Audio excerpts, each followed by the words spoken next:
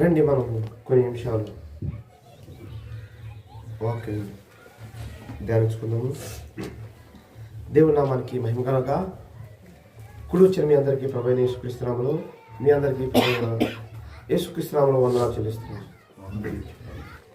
పరిశుద్ధ గ్రంథం నుంచి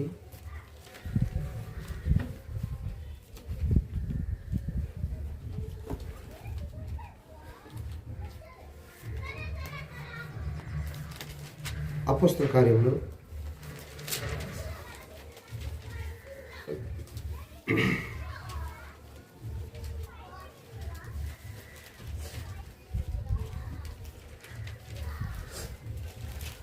8వ అధ్యాయము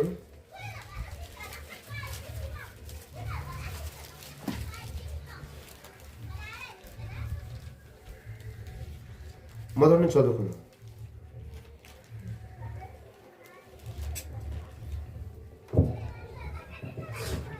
ఆ కాలమందు యెరూషలేములోని సంగమునకు గొప్ప హింస కలిగినందున అపోస్తలులు తప్ప అందరూ యూదయ సమరయ దేశముల యందు చెదిరిపోయిరి. భక్తిగల మనుషులు స్టెఫనును సమాధి చేసి అతనిని గూర్చి బహుగా ప్రలాపించిరి. సౌలైతే ఇంటింటదొచ్చి పురుషులను స్త్రీలను ఈడ్చుకొని పోయి చెరసాలలో వేయించి సంగమును పాడు చేయుచుండెను. మహాపరిశుద్ధ తండ్రి, మీ స్తోత్రం చెల్లిస్తున్నాము. మీ లేఖనములో ఉన్న ప్రభువా, ఆ దాగి ఉన్న మర్మాన్ని పరిశుద్ధాత్ముడా మీరే నా బోధకుడై తండ్రి ఆ పరలోకం యొక్క మర్మాన్ని నాకు బోధించు. ఈ మాటలు వింటున్న ప్రతి వారికి కూడా ప్రభువా మీరే బోధించండి తండ్రి. మీరే మా మంచి బోధకుడు అయ్యి మాకు బోధించి అర్థం చేసుకునే మనసు, లోబడే హృదయం, వినగలిగిన చెవి అందరికీ మాకు దయచేయండి. యేసుక్రీస్తు నామమున ప్రార్థిస్తున్న తండ్రి, ఆమేన్.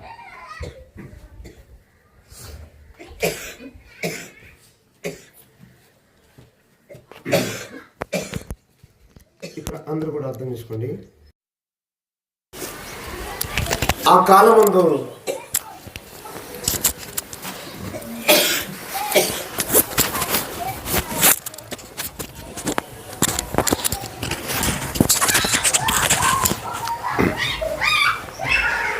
ఫ్యాన్ కావాలి మీకు? కావాలితే వేసుకో. ఆ కాలం ముందు సంఘమునకు గొప్ప హింస కలిగెను. అపోస్తులు తప్ప అందరూ కూడా ఏమయ్యారంట? యూదయ సమరయ దేశముల యందు చెదిరిపోయింది. ఎవరు? సంఘం.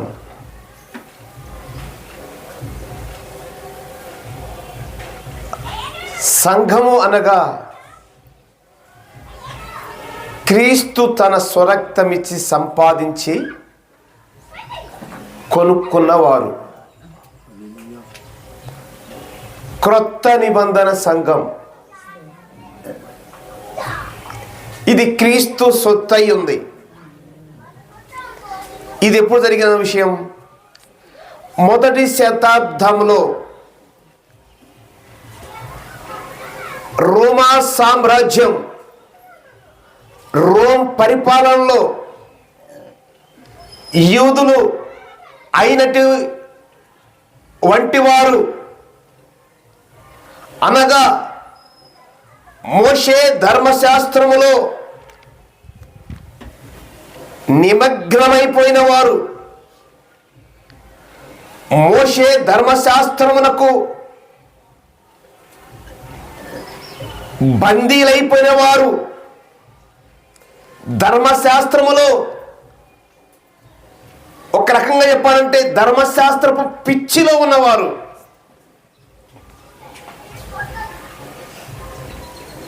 ఇట్టి వారిప్పుడు హింసిస్తున్నది ఎవరిని?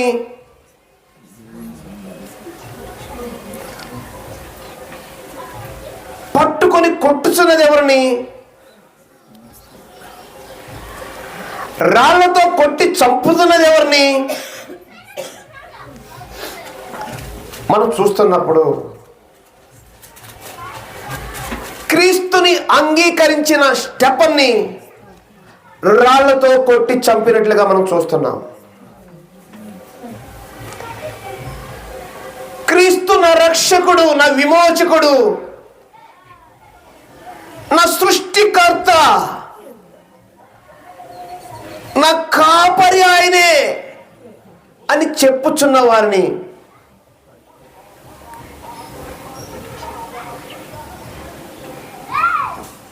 హింసిస్తున్నవారు, ధర్మశాస్త్రం హింసిస్తున్నది. ఈ ధర్మశాస్త్రం మతం మంచిగా అర్థం చేసుకోవాలి. ఇది చిన్న విషయం కాదు సహోదరులారా. ఈ ధర్మశాస్త్రం మతం. మరి క్రైస్తవులు హింసించబడుచున్నవారు వీరెవరు? దెబ్బలు తింటున్నవారు మరి వీరు ఎవరు? క్రైస్తవ మార్గం. రెండు అర్థం కావాలి. క్రైస్తవ మార్గాన్ని హింసించుచున్నవారు క్రైస్తవ మతం. క్రైస్తవ మతం మోషే ధర్మశాస్త్రం సున్నతి అయి ఉన్నట్లయితే క్రైస్తవ మార్గం విమోచకుడు, రక్షకుడు, మధ్యవర్తి అయిన ఇమ్మానుయేలైన ఆ యేసుక్రీస్తు. స్తోత్రం స్తోత్రం. హల్లెలూయా. మంచిగా అర్థం చేసుకోండి సహోదరులారా. అట్లయితే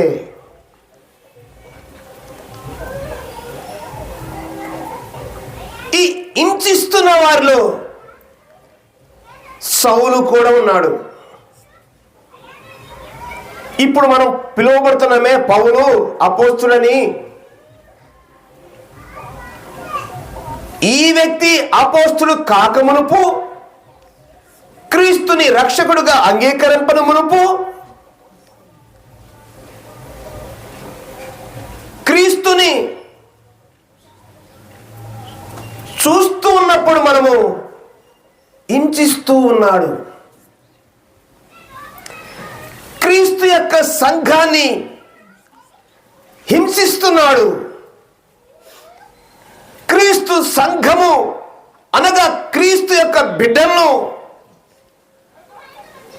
గ్రామాన తిరిగి సహోదరులారా ఊచకోత కొయ్యటానికి, శరసాల్లో పడవేయటానికి ఇదిగో ఈ సౌలు కూడా తాకీదులు రాయించుకుని సిద్ధంగా ఉన్నాడు. స్తోత్రం. హల్లెలూయా. అందుకే ఇక్కడ రాయబడి ఉంది దేవుని పరిశుద్ధాత్మ ఆ కాలములో సంఘమునకు గొప్ప హింస కలిగిను. ఇప్పుడు మనం చూసాం ఈ హింస దేని నుంచి వచ్చిందని. అన్ని జనుల నుంచి హింస రాలా, క్రైస్తవ మతము నుంచే, క్రైస్తవ మార్గము అనగా క్రీస్తుని రక్షకుడిగా అంగీకరించిన వారికి వచ్చిన హింస. స్తోత్రం. హల్లెలూయా. అది ఆ దినాల్లో. అట్లయితే సహోదరులారా రెండో వాక్యం ఒక్క నిమిషం.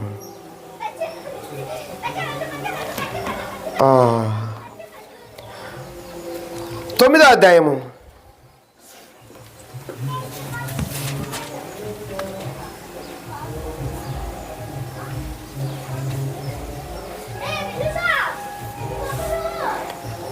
21వ వాక్యం చూడండి. అపోస్తల కార్యము. వినిన వారందరూ విభ్రాంతి నంది ఆ, యెరూషలేములో ఆ, ఈ నామమును బట్టి ప్రార్థన చేయు వారిని నాశనం చేసిన వాడితడే కాడా? 26 దాకా చదవండి. వారిని బంధించి ప్రధాన యాజకుల యొద్దకు కొనిపోవుటకు ఇక్కడికి కూడా వచ్చి ఉన్నాడని చెప్పుకొనిరి. అయితే సౌలు మరి ఎక్కువగా బలపడి ఈయనే క్రీస్తు అని రుజువుపరచుచు దమస్కులో కాపురమున్న యూదులను కలవరపరచెను. చాలు. ఎవరు కలవరపరిచింది? సౌలండి.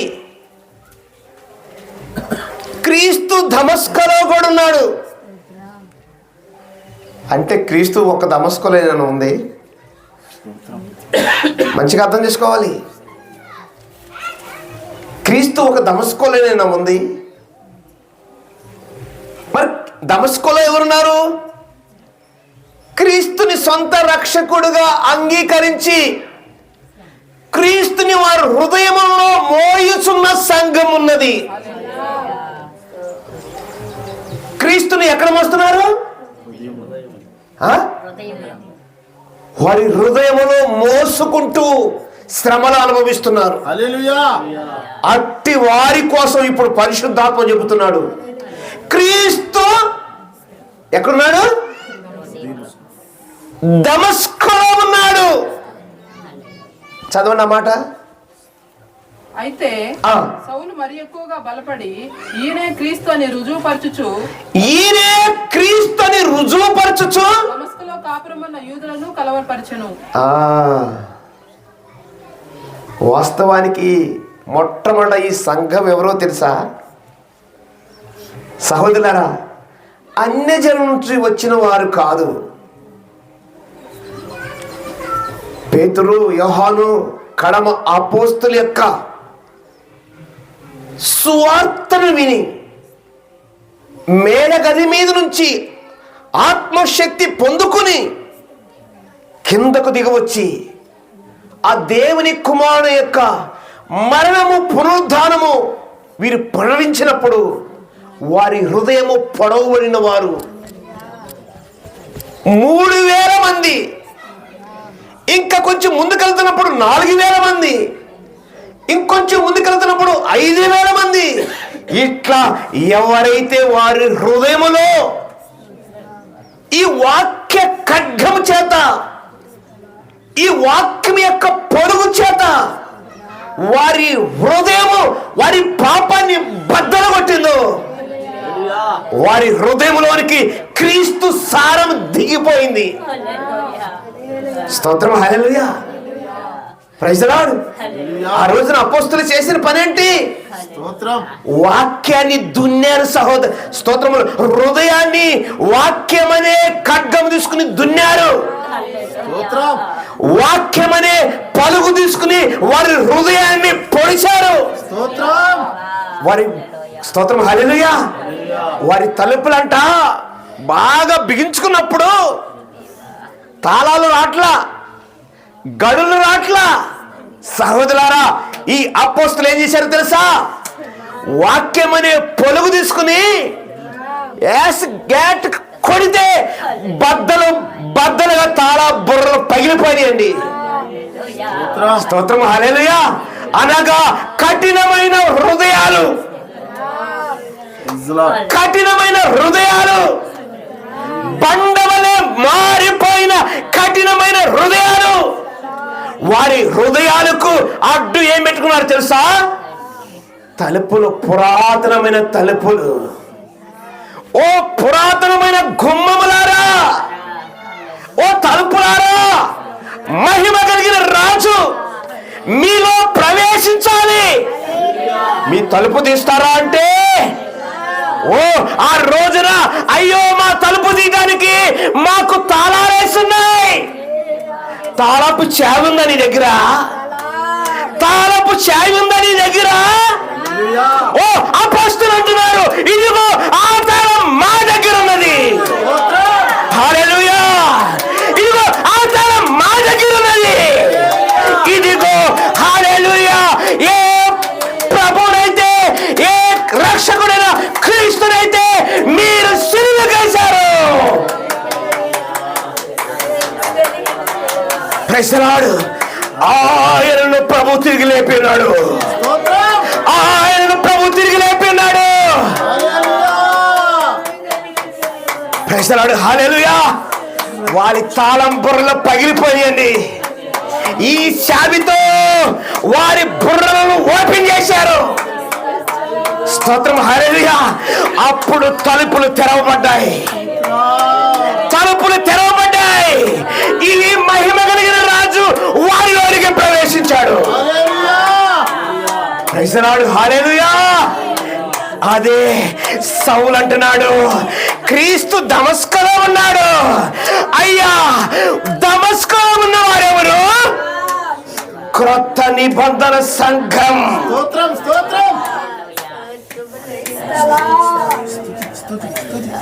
మంచిగా అర్థం చేసుకోండి. Praise the lord. స్తోత్రం. ఎవరు దమస్కులో ఉంది? క్రొత్త నిబంధన సంఘం. అయ్యా,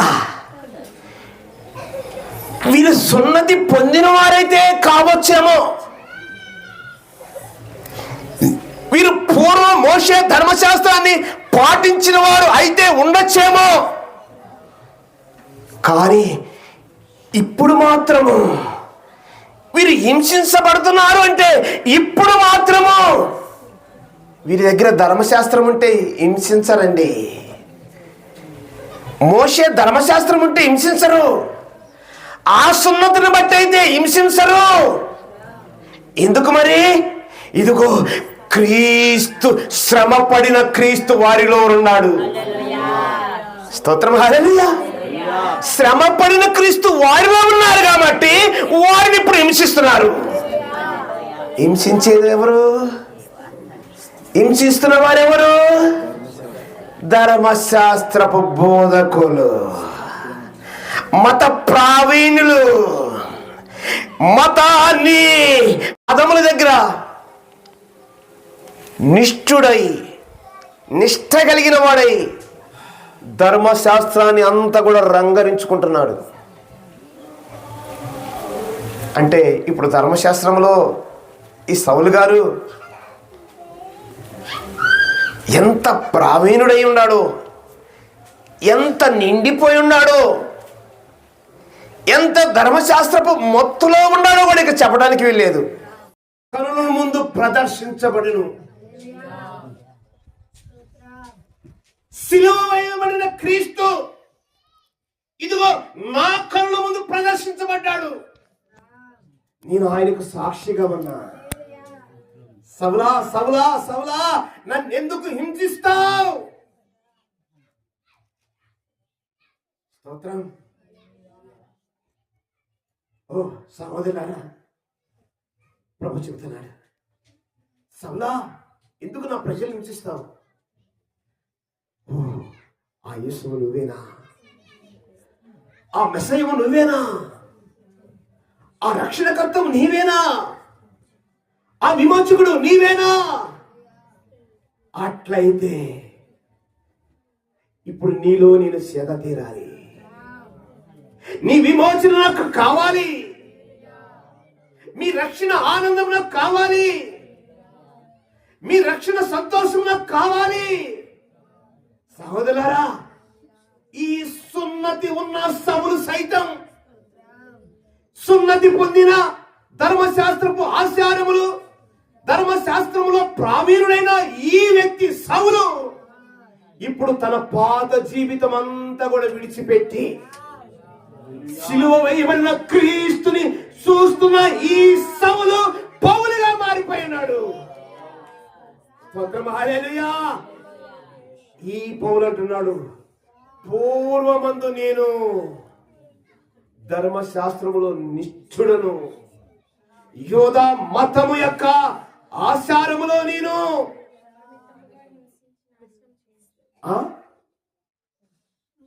యోధా మత చదవండి మాట.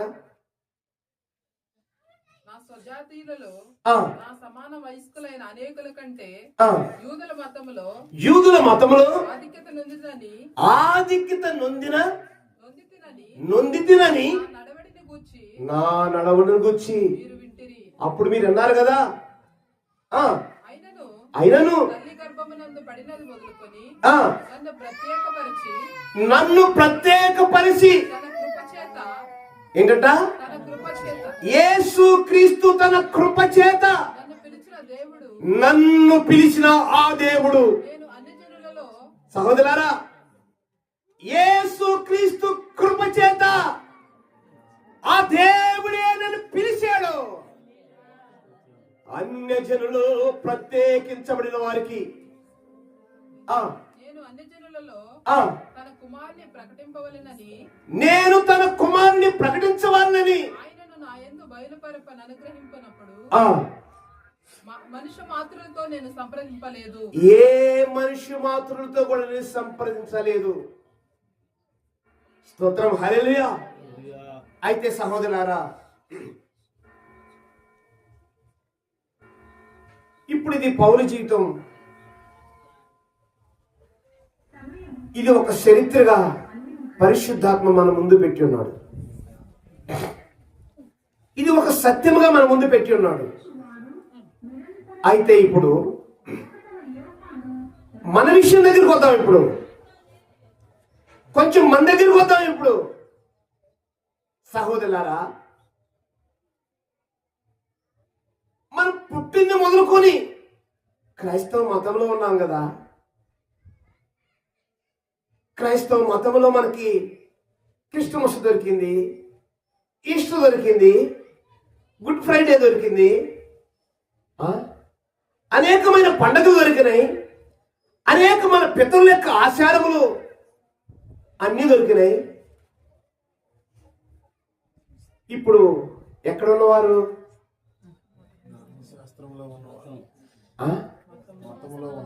ఈ మతం ధర్మశాస్త్రాన్ని చూపిస్తుంది కదా. ఈ ధర్మశాస్త్రం మతాన్ని చూపిస్తుంది కదా. అట్లయితే ఇప్పుడు మరి మీరందరూ ఎక్కడ ఉన్నవారు చెప్పండి.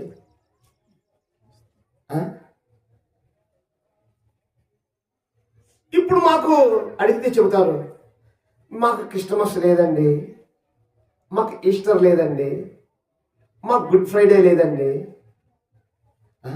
మాకు ప్రథమ పర్వముల పండగ లేదండి, కోతకాల పండగ లేదండి, పులియన్ రొట్టెల పండగ లేదండి. అవును, మంచిదే. ఇంకా అంటారు, ఇప్పుడు మాకు సున్నతి లేదండి, కృపేనండి అంటారు. మంచిది, మేము దానికి వ్యతిరేకం కాదు. అట్లయితే ఈ దమస్కోలో పూర్వము సౌలు క్రీస్తు సంఘాన్ని చూస్తూ అక్కడ క్రీస్తున్నాడని చెబుతున్నప్పుడు, ఈ రోజున సహోదరులారా, ఈ క్రీస్తు మార్గాన్ని చెరపాలనుకుంటున్న వారు, ఈ మార్గంలో ఉన్నవారిని హింసించాలనుకుంటున్న వారు, ఈ మార్గంలో ఉన్నవారిని ఎట్లయినా సరే పాడు చేయాలని అనుకుంటున్న వారు, ఈ మతంలో ఉన్నవారు నామకథలు అంటాం కదా. ఈ నామకథ పాస్టర్లు అండి, నామకథ సంఘం అండి, నామకథ ప్రార్థన అండి. మనం అడిగితే అదేగా చెప్పేది. అవునా కాదా? అవునా కదా? కదా? అవును, సరే, మంచిది. అట్టివారు సహోదరులారా, మార్గంలో ఉండమని చెబుతున్న మనల్ని చూసి వారు ఎవరైనా ఈ వ్యక్తిలో నా క్రీస్తు కనపడుతుందని చెప్తున్నారా?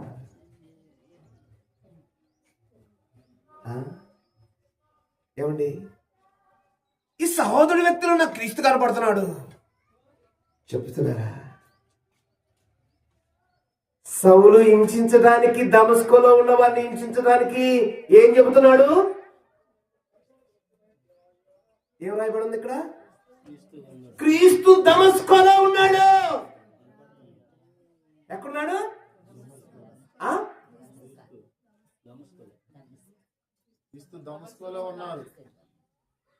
అర్థమవుతుందా? అమ్మ అర్థమవుతుందా? క్రీస్తు ఎక్కడున్నాడు? క్రీస్తు దమస్కులో ఉన్నాడు. క్రీస్తు దమస్కులో ఉన్నాడంటే అక్షరార్థంగా క్రీస్తు అక్కడ లేడు. క్రీస్తు శరీరమైన సంఘం ఉంది. క్రీస్తు ఆత్మతో నింపబడిన సంఘం ఉంది. హల్లెలూయా. ఇది మతములో ఉన్న సౌలు చెబుతున్న మాట. పూర్వము అర్థమవుతుందా? ఎలుగుతుందా? మరి నామకార్థులు మన దగ్గరికి వచ్చి చెబుతున్నప్పుడు ఈ వ్యక్తిలో క్రీస్తు నాకు అభ్యంతరంగా మారిపోయాడని చెప్పగలుగుతున్నారా?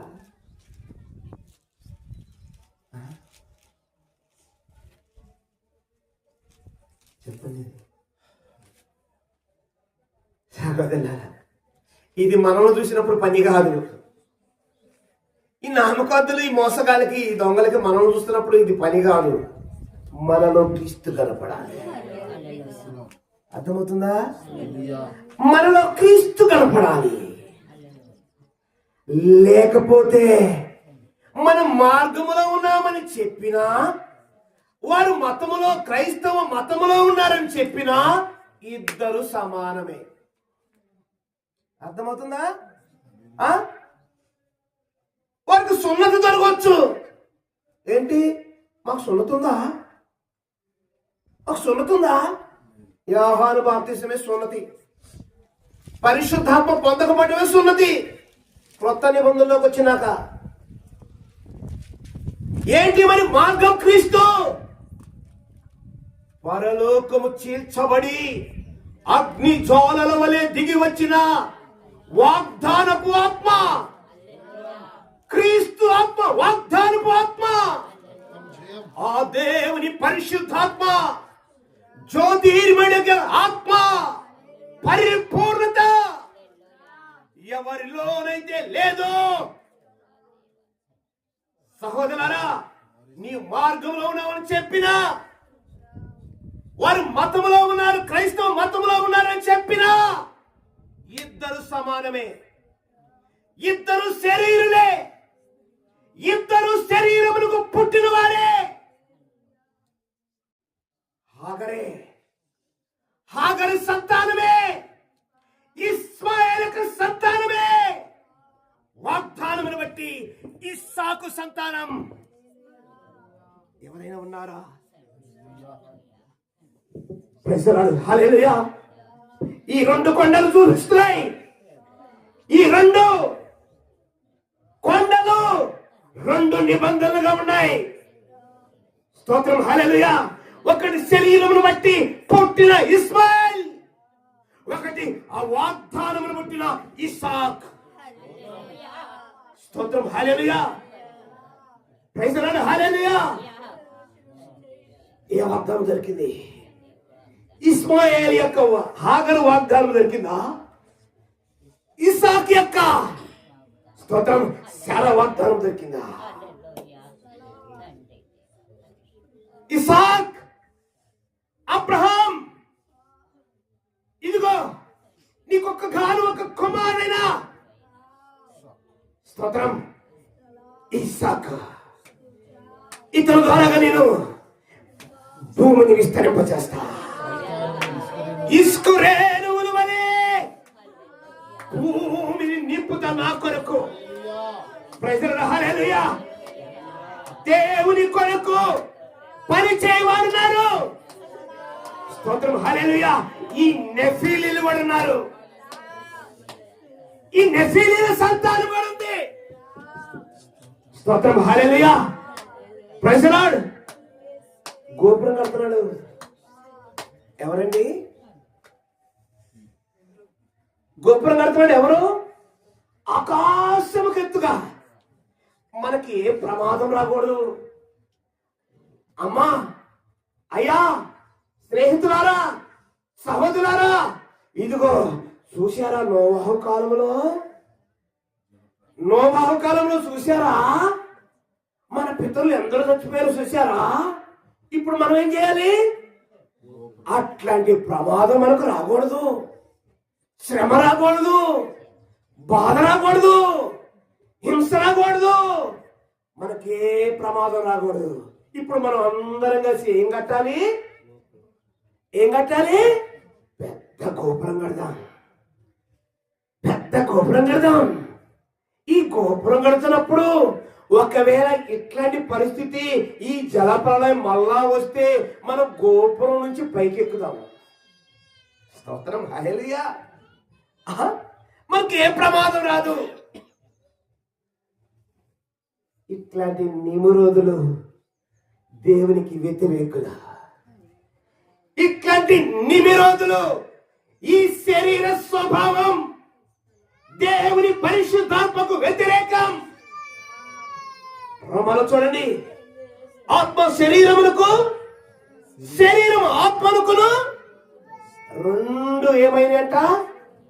వ్యతిరేకమైన. రెండు కలిసిపోలా,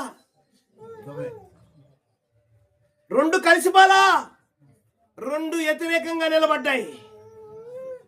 సహోదరులారా, ఈ శరీరం మతం చూపిస్తున్నట్లయితే ఆత్మ క్రీస్తు మార్గము చూపిస్తున్నది. ప్రజలాడు హల్లెలూయా. పరిశీలించండి ప్రభువు, కొంచెం పరిశీలిద్దాం. ఉందా మనసు? రండి కొంచెం పరిశీలిద్దాము. ఒక చిన్న ప్రార్థన. ప్రభు ఆత్మ ముందు మోకాళ్ళ నుంచి స్వయం పరిశీలిద్దామా?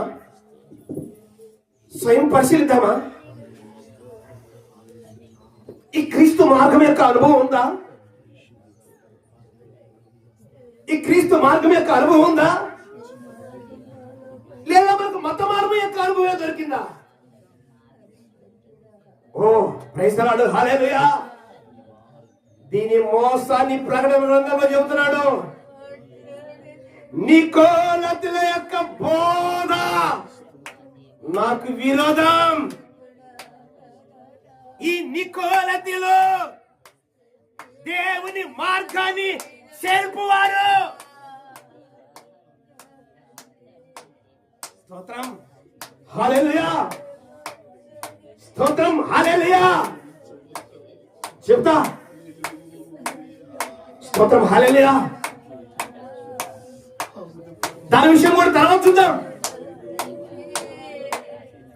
ఈ నికోలతుల యొక్క బోధ ఇప్పుడు చేతి సహాయం లేని రాయి. ఈ రాయి పడుతున్నప్పుడు, ఏ నిమరోధు, నువ్వెంత గొప్పవాడువైనా, నువ్వెంత బాధ్యుడైనా, ఏ గొలియాతు నువ్వెంత వీరుడైనా, ఎవరైనా సరే తురాతుడు కలవలసినదే. ఇది చేతి సహాయం లేని రాయి. ఈ జీవము కలిగిన రాయి. ఈ రాయి ఎవరి మీద అయితే పడుతుందో వారి స్వయం తునాతునకవుతుంది. వారి పాపం తునాతునకవుతుంది.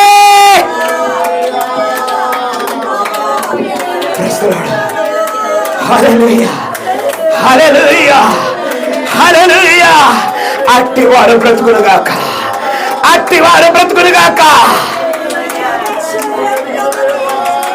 ఈ తునాతునకమైన వ్యక్తి బ్రతుకునుగాక. క్రొత్త జన్మ దొరుకునుగాక.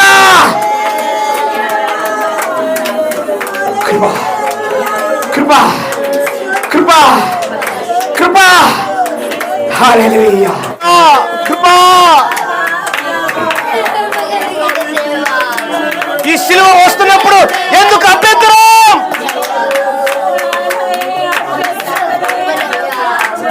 కొందరికి అభ్యంతరం.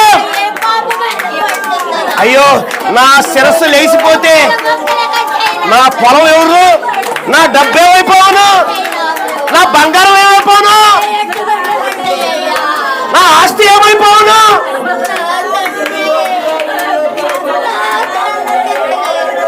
ఇవన్నీ లోకాధికారి వల్ల పుట్టినాయి. ఇవన్నీ లోకములో ఉన్నాయి. లోకము దాని ఆశ గతించును. నా మాట సదాకాలం నిశ్చిందను. హల్లెలూయా, హల్లెలూయా, హల్లెలూయా. నేను నాకు లోకమునకు సిలువలో ఉన్నది.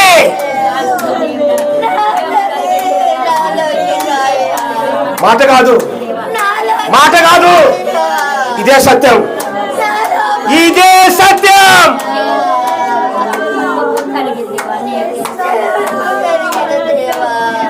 ఇదే మా ప్రభు ఇచ్చిన అనుభవం, ఇదే మా ప్రభు ఇచ్చిన అనుభవం. హల్లెలూయా, హల్లెలూయా. రక్తం చేయం, రక్తం చేయం, రక్తం చేయం.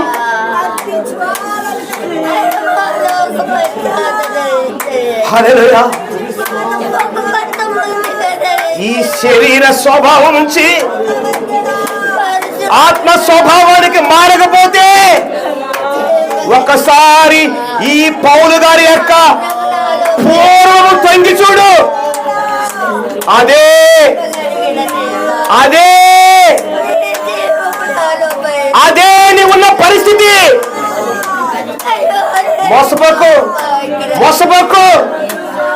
సంఘములకు ఇట్టి వారిని బట్టే అభ్యంతరం, సంఘములకు ఇట్టి వారిని బట్టే శ్రమ, సంఘములకు ఇట్టి వారిని బట్టే నిందలు, సంఘములకు ఇట్టి వారిని బట్టే అవమానం.